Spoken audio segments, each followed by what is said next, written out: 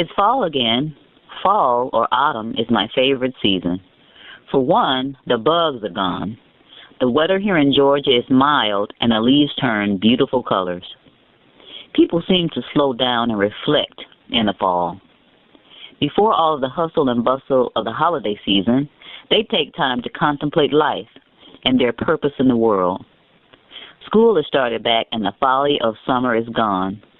There's a soberness in the land. People young and old are starting to realize that not only is the world not what they thought it was, but this country specifically is not what the textbooks taught us in the 50s and 60s. There was a large shift in the culture in the 1960s, and the moral code was crushed. Human life became less sacred, and relationships became superficial. Things have only gotten worse, as people don't seem to know the difference between right and wrong anymore. The end now justifies the means in many cases, but this shouldn't be a surprise. The government schools, instead of teaching reading, writing, and arithmetic, now teach cultural diversity, tolerance, and groupthink. I hear teenagers in the street, and every other word is a swear word. That tells me that they have a very limited vocabulary.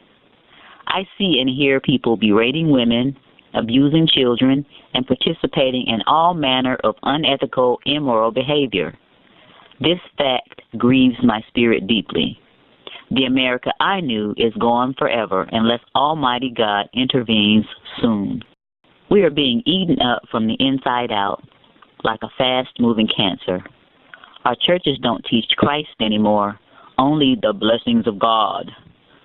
They fail to tell the throngs of eager sheeple that they have a part, which is obedience to His word. Corporations fire people at the drop of a hat, even people that have long, satisfactory work records.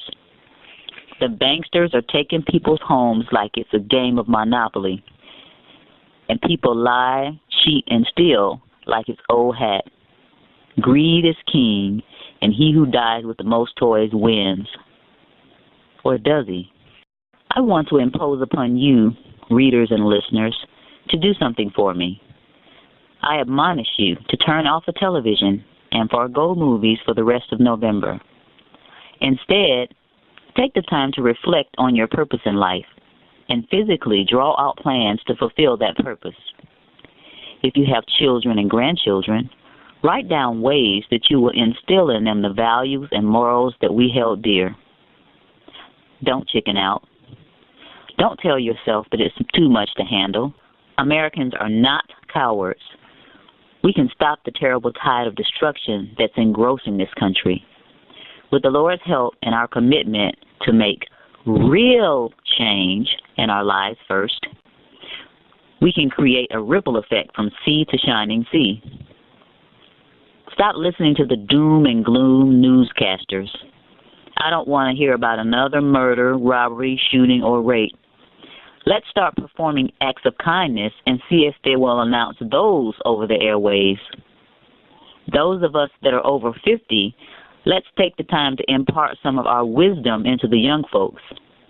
They may not act like they want to hear from us, but they really do, and they will listen and take heed. We as a country have lost our way. Let's get back on the path to integrity, morality, social responsibility, and freedom. We can do this. I know you don't want to miss the football games, but how much are these players paying you? Is it worth all of that energy jumping up and down in your living room over the efforts of some other man that caught a ball made of pigskin, when you could be more effective lifting up the life of someone that is downtrodden or in need of some simple guidance? I would say not. Go to your local house of worship or community center and volunteer a few hours each week this month. I'm sure they can put your hands to work, encouraging the elderly, teaching the young, or just being a friend to those that are hurting. This is what we used to do. My father told me that when he was young and one of the neighbors was laid off from the Ford or Chrysler plant, there would be bags of food at that family's front door every day. And when that father got his job back, he would put bags on the front porch of another out-of-work neighbor. By the way, I'm from Detroit. Let's help feed the homeless. Buy them a meal if you don't want to give them money. Take blankets to the local homeless shelter.